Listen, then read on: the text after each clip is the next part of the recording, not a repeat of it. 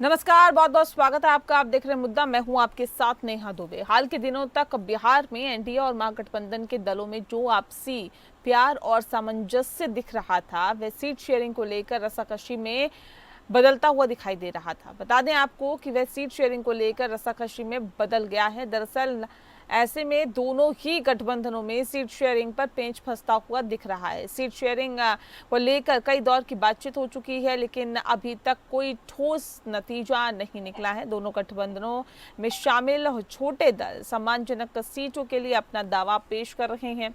ऐसे में बता दें आपको कि नीतीश कुमार की खराब सेहत की खबरों और साथ ही जेडीयू में उत्तराधिकारी की अटकलों और प्रशांत किशोर की एंट्री से चुनाव दिलचस्प होता हुआ नजर आ रहा है।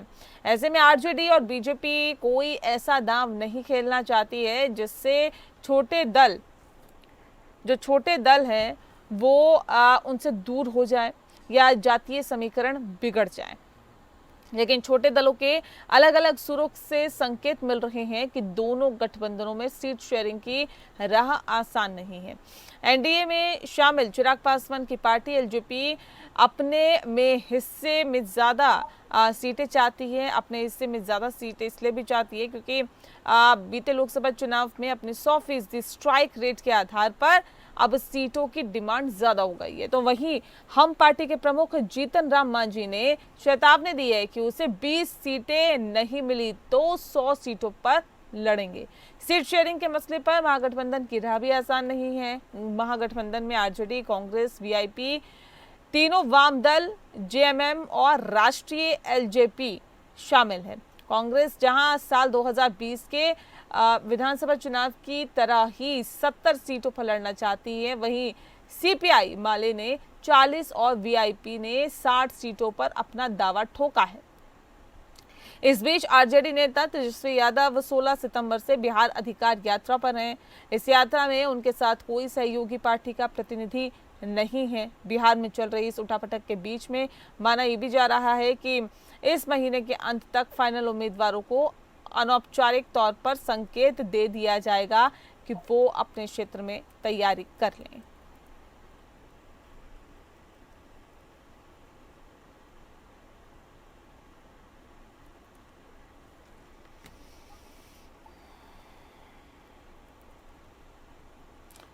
तो बता दें कि जिस तरह से सीट शेयरिंग की रस्साकशी लगातार जारी है, सीटों पर घमासान और सीटें जो बंटवारे को लेकर एनडीए और महागठबंधन में भी घमासान देखने के लिए मिल रहा है।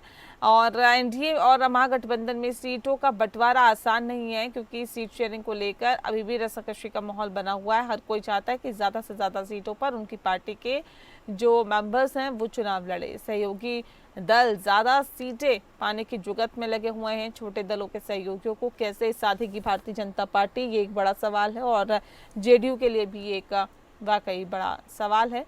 ज्यादा सीटों के लिए आरजेडी को भी कई चुनौतियों का सामना करना पड़ सकता है। कांग्रेस और बाकी जो दल है छोटे, वो भी ज़्यादा सीटों की डिमांड जाहिर तौर पर कर रहे हैं क्योंकि हर पार्टी चाहती है कि उनके ज़्यादा उम्मीदवार चुनावी मैदान में हो, ज़्यादा से ज़्यादा सीटों पर वो जीत के आए। अब किस तरह के हालात और स्थितियाँ बनती है, इस पर सभी की निगाहें टिकी हुई है। लेकिन बैठकों का दौर भी लगातार जारी है और बैठकों में कुछ भी निकल के सामने फिलहाल आता हुआ दिखाई नहीं दे रहा है। सीट शेयरिंग को लेकर रस्साकशी में बदलती हुई जा रही है पूरी तस्वीरें और दोनों ही गठबंधनों में सीट शेयरिंग पर पेंच फंसा हुआ है। अभी तक कोई ठोस नतीजा नहीं निकला है। दोनों गठबंधनों में शामिल दल सम्मानजनक सीटों के लिए अपना अपना दावा कर रहे हैं। नीतीश कुमार की खराब सेहत के बीच खबरों के साथ ये भी जुड़ा है कि जेडीयू का उत्तराधिकारी और साथ ही साथ प्रशांत किशोर की एंट्री से भी चुनाव दिलचस्प होता जा रहा है। ऐसे में आरजेडी और बीजेपी कोई ऐसा दांव नहीं खेलना चाहती है जिससे कि छोटे दल उनका समीकरण खराब कर दे।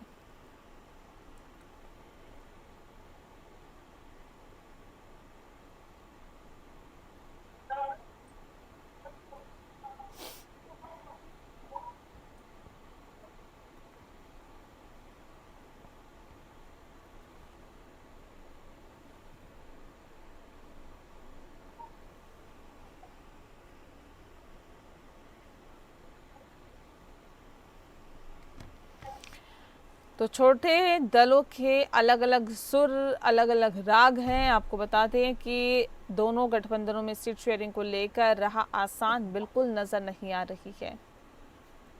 एनडीए में शामिल चिराग पासवान की पार्टी एलजेपी अपने हिस्से में ज्यादा सीटें चाहती है। एलजेपी बीते लोकसभा चुनाव में अपने 100% स्ट्राइक रेट के आधार पर सीटें चाहती है।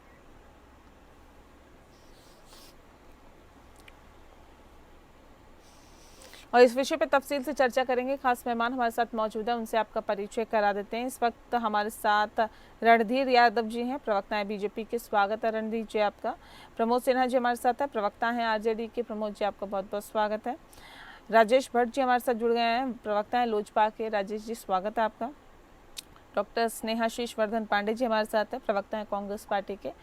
बहुत स्वागत है पांडे जी आपका। और प्रतिभा सिंह जी हमारे साथ जुड़ गई हैं, जो कि प्रवक्ता हैं जेडीयू की। प्रतिभा जी आपका बहुत स्वागत है। इस खास कार्यक्रम की शुरुआत रणधीर जी आपके साथ ही करते हैं। सर, किस तरह से इसे देखते हैं और क्या वाकई एक बड़ी चुनौती है सीट शेयरिंग की एनडीए में?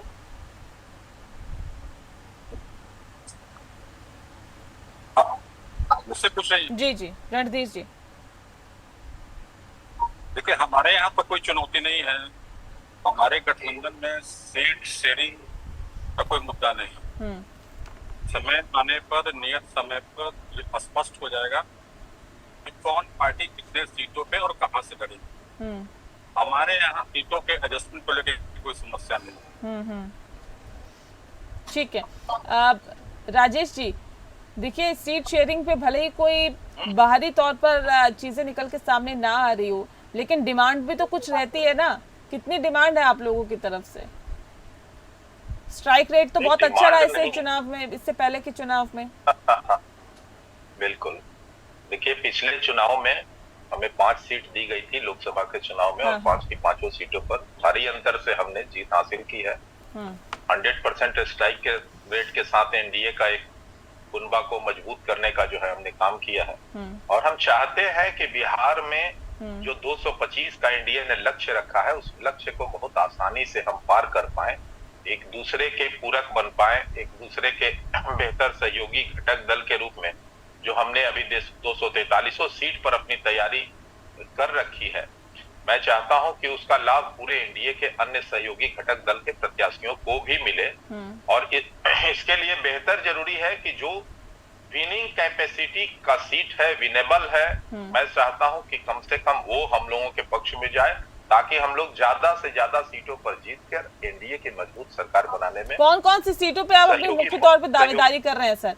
और दूसरी बात ये कि अभी तक वो तो राष्ट्रीय अध्यक्ष और शीर्ष नेतृत्व जब सीट शेयरिंग को लेकर बैठक होगी एनडीए की, तो उसमें वो लोग आपस में साझा करेंगे और सीट शेयरिंग को लेकर वो लोग वार्ता करेंगे। लेकिन अभी जो हम लोगों का है कि बिहार में कैसे, चिंता ये है कि डबल इंजन की मजबूत सरकार कैसे बने। 225 का जो हम लोगों ने लक्ष्य रखा है, 225 के पार यह संख्या कैसे पार करे, या इस पर हम लोग गहन चिंतन कर रहे हैं, मंथन कर रहे हैं। और सीट शेयरिंग को लेकर यकीन मानिए एनडीए में बहुत बड़ा कोई रार नहीं है। बहुत आसानी से जब शीर्ष नेतृत्व बैठेंगे तो आसानी से इन सब चीजों पर विचार विमर्श हो जाएगा और आसानी से सीट शेयरिंग को लेकर बातें हो जाएंगी। ठीक है। प्रतिभा जी, देखिए, जीतन राम मांझी भी कह रहे हैं कि हमें 20 सीटें चाहिए, नहीं तो हम 100 सीटों पर चुनाव लड़ लेंगे। कैसे दीजिएगा प्रतिभा जी? देखिए, एनडीए में सीट शेयरिंग कोई मुद्दा नहीं है। हमारे यहाँ पांचों दल एक दूसरे के साथ बहुत मजबूती से खड़े हैं, और हम लोगों ने जो लक्ष्य रखा है 2025, 225 और फिर से एनडीए की सरकार, इस पर हम लोग काम कर रहे हैं। हम लोग काम कर रहे हैं कि राज्य को एक स्थिर सरकार मिले और उसी तरह से राज्यवासियों की सरकार होता है, आगे भी उनके हित में काम होता रहे। तो हमारे यहाँ ये कोई मुद्दा नहीं। मुद्दा तो उनके यहाँ होता है जिनके यहाँ सभी वंश को बचाने की राजनीति करते हैं। हमारे यहाँ कहाँ कोई इस तरह का मुद्दा है। हम राज्य हित में, देश हित में काम करने वाले लोग हैं, एनडीए के लोग हैं। तो हमारे यहाँ जब समय आएगा, और अब तो समय नजदीक भी आ गया है, जब बहुत कम समय बचा है, जब समय आएगा तो मिल बैठकर सभी दल आपस में तय कर लेंगे कि कौन सीटें कौन दल जीत सकती हैं, निकाल सकती हैं। हमारे विधायकों की संख्या 225 से भी अधिक कैसे हो, तो इन्हीं बातों को ध्यान में रखते हुए हमारे यहाँ सीट शेयरिंग होनी है। तो हमारे यहाँ कहीं कोई मुद्दा नहीं है कि कैसे होगा, क्या होगा। सब लेकिन तय लेकिन समय लग पर नहीं रहा सही- कि देर कर रहे हैं, कम से कम ये भी तय हो जाए कि कौन कितनी सीटों पर चुनाव लड़ेगा, कौन सी पार्टी लड़ेगी, फिर उसके बाद उम्मीदवारों का भी डिसीजन हो जाए। ये तो जल्दी होना चाहिए ना, क्या नहीं लग रहा है कि इसमें नेहा जी समय पर तय हो जाएगा। क्या अभी तक इंडिया वालों ने कर लिया? नहीं किया है ना। तो अभी जब वो करेंगे समय तभी आप आया करेंगे है। क्या?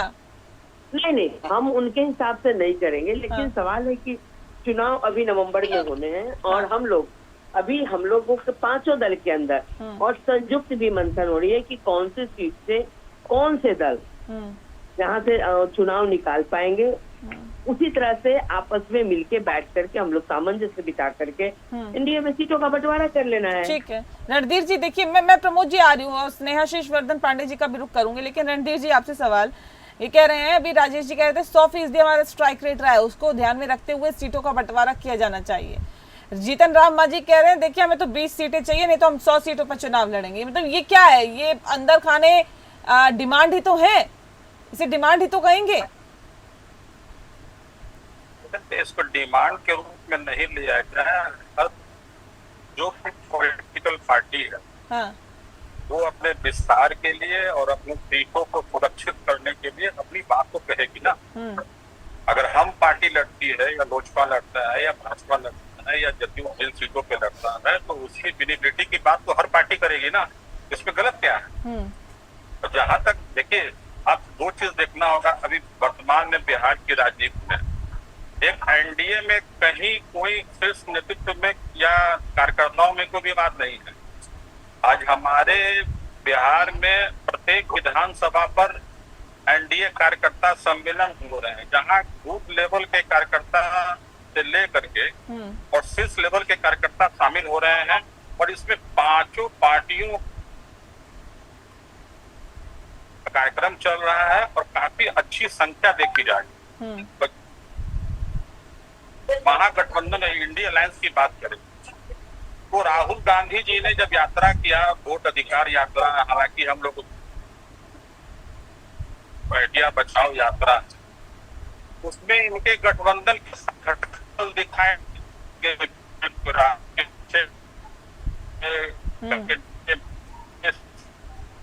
रणधीर जी आपकी आवाज अब तक ठीक से नहीं पहुंच पा रही। एक बार फिर से हम आपसे संपर्क करते हैं रणधीर जी, एक बार फिर से कनेक्ट करने की कोशिश करते हैं आपसे।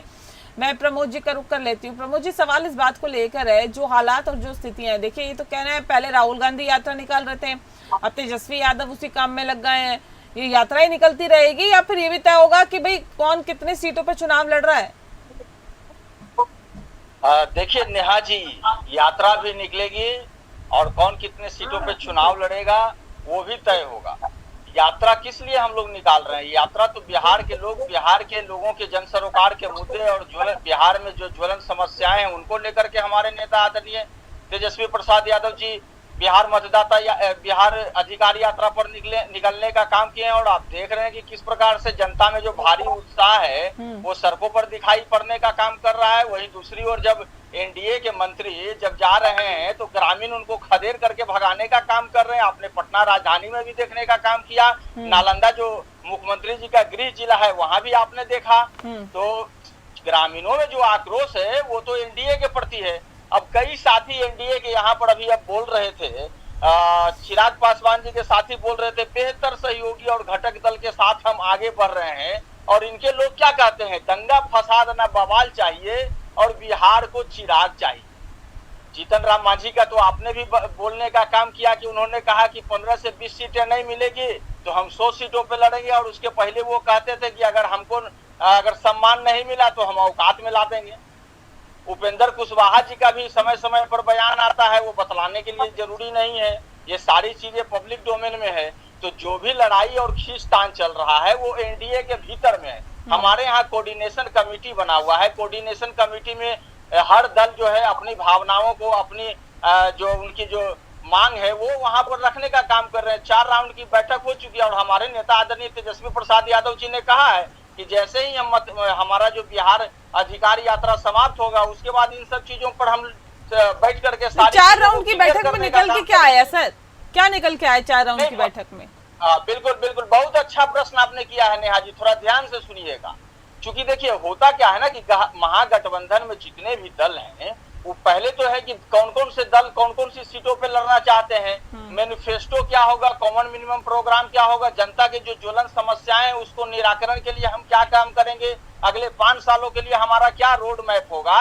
तो ये सारे चीजों पर उस पर मंथन होता है। ऐसा थोड़ा ही है कि खाली एक सीट ही है कि इतना सीट पर आप लड़िए, इतना सीट पे आप लड़िए। सारी चीजों को लेकर के वहां पे बैठक होती है और बहुत सारी चीजें जो है सामान्य रूप से जो है ना सामने आ गया है। सरकार बनाने के बाद तक का भी डिसाइड कर लेते हैं कि पहले ही बैठक में कि सरकार अगर बनेगी तो फिर उसके बाद क्या होगा, ये भी डिसाइड हो जाता है कि कौन सा विभाग किसको मिलेगा। नहीं नेहा जी, जनता की जो ज्वलन समस्याएं हैं ना, तो जनता के जो समस्याएं हैं तो उसका निराकरण हम कैसे करेंगे और कौन सी समस्याएं जो प्रबल है, कुछ समस्याएं जो मौलिक है जैसे महंगाई, गरीबी, भूखमरी, पलायन, बेरोजगारी। अब देखिए तत्कालिक जो समस्या था वो SIR के रूप में सामने आया, तो तमाम समस्याओं को लेकर के महागठबंधन के दल देखने का काम कर रहे हैं। और हमारे यहाँ तो कोई खिस्ता नहीं है, मेरे महागठबंधन के एक भी किसी दल के शीर्ष नेतृत्व के द्वारा ये बतला दीजिए कि वो कहते हो कि अगर हमको नहीं दीजिएगा तो हम सोचित पे लड़ेंगे। ठीक है पांडे जी, स्नेहाशीष वर्धन पांडे जी, क्या डिमांड है सर आप लोगों की? कांग्रेस पार्टी क्या चाहती है, कितने सीटों पर चुनाव लड़ना? देखिए डिमांड हम लोगों की सीटों की नहीं है, डिमांड हमारे बिहार की आम जनता के मुद्दों को लेकर है कि बिहार की आम जनता कैसे अपने अधिकार को प्राप्त करेगी। हमारी पूरी लड़ाई, पूरी कवायद इसकी ओर है। सीटों का मुद्दा सेकेंडरी है। हमारे यहाँ पूरी तरीके से बिहार की आम जनता जो वोट चोरी से परेशान है, रोजगार चोरी से परेशान है, जो जमीनों की भी चोरी अब दिखने लगी है कि चुनाव से पूर्व अदानी को 1050 एकड़ जमीन 1 रुपए प्रति वर्ष के दर पर 33 वर्षों के लिए दिया जा रहा है। हम लोग उस 10 लाख पेड़ों को जो नकदी वृक्षों को काटने की कवायद हुई है उसके खिलाफ भी है। और ये पूरी कवायद बिहार के आम जनता को उचित दवाई, उचित सिंचाई, उचित पढ़ाई देने के लिए लड़ाई लड़ रहे हैं हम लोग कोई यहाँ पे व्यक्तिगत स्वार्थ की लड़ाई नहीं लड़ रहे हैं। ये एक व्यापक गठबंधन है और इसलिए इसका नाम महागठबंधन और इंडिया ब्लॉक रखा गया है। कांग्रेस पार्टी ने कुछ सोचा तो होगा ना सर कि कितनी सीटों पर चुनाव लड़ना है बिहार में राहुल गांधी की यात्रा चली। आज हमारे कोऑर्डिनेशन कमेटी की मीटिंग भी हो रही है दिल्ली में, उसमें विस्तृत इस पे चर्चाएं होंगी और चर्चा होने के बाद महागठबंधन के साथ ही बैठ के इस पे व्यापक एक सीटों पर हम लोग पूरी रणनीति के साथ चुनाव लड़ेंगे। इसलिए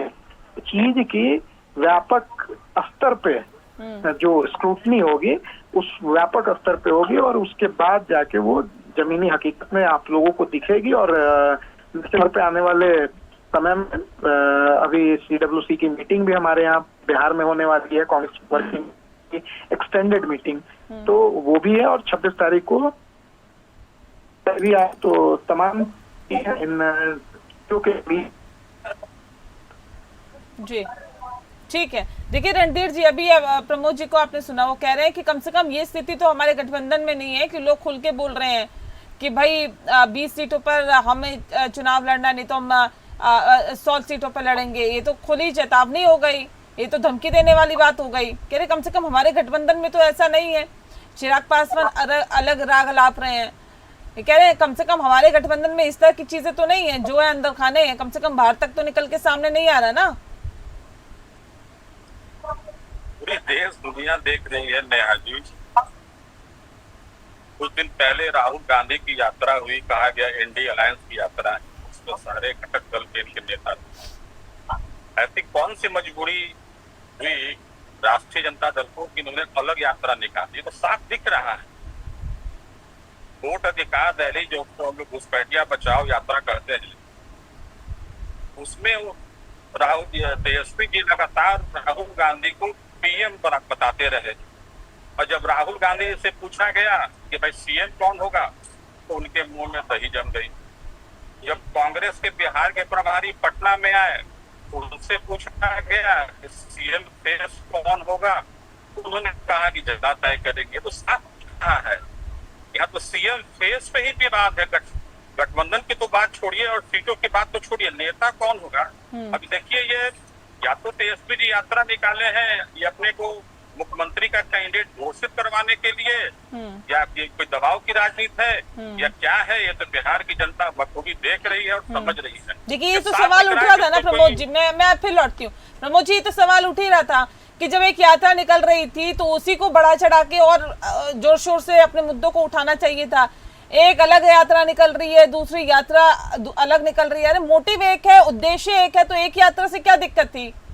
जनता में क्या संदेश जा रहा है? देखिए, अभी आप दूसरी पार्टियां आप लोगों की बातें उठा रही है। नेहा जी जो वोटर अधिकार यात्रा था, तो वोटर अधिकार यात्रा में जिन जिलों को, जो इन 11 जिलों को हम लोग टच नहीं कर पाए, तो उन जिलों में हमारे नेता जा रहे हैं। और हमारे नेता जा रहे हैं, वो कोऑर्डिनेशन कमेटी के चेयरमैन है। शायद एनडीए के लोग भूल जाते हैं, जो महागठबंधन में जो जितने भी दल शामिल है उन्होंने उसको चेयरमैन बनाया। और बिहार में लीड हमारे नेता आदरणीय तेजस्वी प्रसाद यादव जी कर रहे हैं। वो जा रहे हैं 11 उन जिलों में और उन विधानसभा में जो छूट गए थे वोटर अधिकार यात्रा में, वहां पर वोटर अधिकार यात्रा में जिन मुद्दों की चर्चा की, वही मुद्दों की चर्चा हमारे नेता आदरणीय तेजस्वी प्रसाद यादव जी करने का काम कर रहे हैं। असल में क्या है ना, जो सड़कों पर जो भीड़ उमड़ रही है ना, लोग उनको सुनने के लिए रात के 10 बजे 11 बजे तक सड़कों पर खड़े रहते हैं। कह रहे हैं आपके नेता तो ठीक है, लेकिन गठबंधन के नेता के तौर पे स्वीकार्य नहीं है लोगों को। खुलकर कोई नहीं कह रहा है कि देखिए हमारे मुख्यमंत्री का फेस है। नेहा जी, अमित शाह जी ने क्या कहने का काम किया कि नेतृत्व नीतीश जी का होगा, लेकिन समय तय करेगा। उनके डिप्टी सीएम विजय सिन्हा क्या कहते हैं, दिलीप जायसवाल क्या कहते हैं कि कमेटी में निर्णय होगा। अरे भाई, ये इनसे पहले ये तो पूछ लीजिए कि कहीं जो है महाराष्ट्र और मध्य प्रदेश वाला हाल तो नहीं करेंगे बिहार में। ठीक है, प्रतिभा जी जवाब दीजिए, डर है क्या? डर है क्या? हमारे यहाँ तो आप बिहार की जनता ने मन बना लिया है कि अब ठीक है, अब सुनते यादव जी को। प्रतिभा जी जवाब दीजिए जल्दी से। यात्रा निकले हैं, परिवार बचाओ यात्रा में निकले हैं और डर हमें है, बिहार की जनता से डर इन्हें है। और वो डर क्या, बिहार की जनता 20 वर्ष से लगातार इनको बाहर की हुई है। तो जो रात दिन बिहार के लिए, बिहार की बेहतरी के लिए उसे करने की जरूरत है। बिहार की जनता तो 2025 में इसका जवाब देने के लिए तैयार बैठी हुई है, जिससे कि बिहार की सरकार ने माननीय मुख्यमंत्री श्री नीतीश कुमार जी के नेतृत्व में जब से सरकार बनी, रात दिन हर एक घर में बिहार की सरकार की योजनाओं का लाभ पहुंच रहा है। तो बिहार की जनता वो तो इन्हें सबक सिखा के बराबर सरकार के पास अपना कोई विजन है, इनकी यात्रा निकालने से कोई बेनिफिट होने वाला है। ये मनोरंजन कर रहे हैं, इनका अधिकार बचाओ यात्रा में नृत्य चल रहा है, नृत्यांगनाओं से नाच करवा रहे हैं, ये लोगों को मनोरंजन कर रहे हैं। तो इसी तरह से मनोरंजन करते रहेंगे, मनोरंजन के पात्र भी बनते रहेंगे। बिहार की जनता 2025, 225 और फिर से नीतीश, बिहार की जनता को विकास चाहिए, बिहार की जनता को progressive सरकार चाहिए, बिहार की जनता को परिवारवादी लोग नहीं चाहिए। तो डर तो इन्हें है, डर तो इनकी चलिए, जनता किसको चुनेगी सर, वो आने वाला वक्त बताएगा।